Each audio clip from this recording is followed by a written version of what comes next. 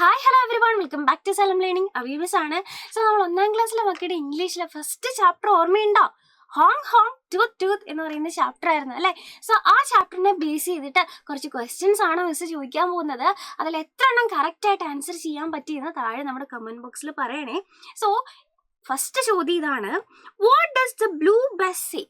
Hong Hong tooth tooth എന്ന് പറയുന്ന ചാപ്റ്ററിൽ ബ്ലൂ ബസ് എന്താണ് പറയുന്നത്? ടൂത്ത് ടൂത്ത് എന്നാണോ, ഹോങ് ഹോങ് എന്നാണോ, സൂം സൂം എന്നായിരുന്നോ? എന്തായിരുന്നു നമ്മുടെ ബ്ലൂ ബസ് പറഞ്ഞുകൊണ്ടിരുന്നത്? വെരി ഗുഡ്, ഓപ്ഷൻ ബി ആണ് അല്ലേ.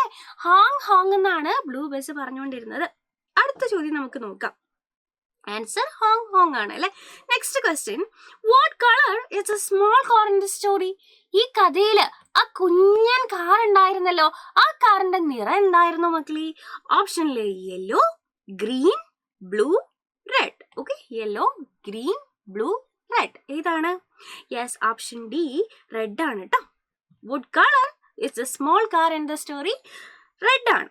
അടുത്തത്, what sound does the red car make? നമ്മുടെ റെഡ് കാർ ഉണ്ടാക്കിയ ശബ്ദം എന്തായിരുന്നു? Honk Hong, tooth toot, ring ring, meow meow. ഇതിൽ ഏത് ശബ്ദമാണ് നമ്മുടെ റെഡ് കളറിലെ കാർ ഉണ്ടാക്കുന്നത്? യെസ്, ഹോങ് ഹോങ് ബസ്സാണ് ഉണ്ടാക്കിയത് അല്ലേ. അപ്പോ tooth tooth, option B tooth tooth എന്ന് പറയുന്ന ശബ്ദമാണ് ആരുണ്ടാക്കിയത്? നമ്മുടെ കുഞ്ഞൻ കാർ ഉണ്ടാക്കിയത് അല്ലെ. ഓക്കെ, സോ അടുത്ത ചോദ്യം നോക്കാം. How were both the bus and car driving on the road? നമ്മുടെ റോഡിൽ കൂടെ ബസ്സും കാറും എങ്ങനെയാണ് ഓടിച്ചുകൊണ്ടിരുന്നത്, അല്ലെങ്കിൽ അത് എങ്ങനെയാണ് ഓടി വന്നുകൊണ്ടിരുന്നത്? വെരി സ്ലോലി, വളരെ പതിയാണോ ബസ്സും കാറും വന്നിരുന്നത്? വെരി കെയർഫുള്ളി, വളരെ സൂക്ഷിച്ച് ശ്രദ്ധയോട് കൂടിയിട്ടായിരുന്നോ? വെരി ഫാസ്റ്റ്, വളരെ വേഗത്തിലായിരുന്നോ? ബാക്ക്വേർഡ്, പുറകിലേക്കായിരുന്നു?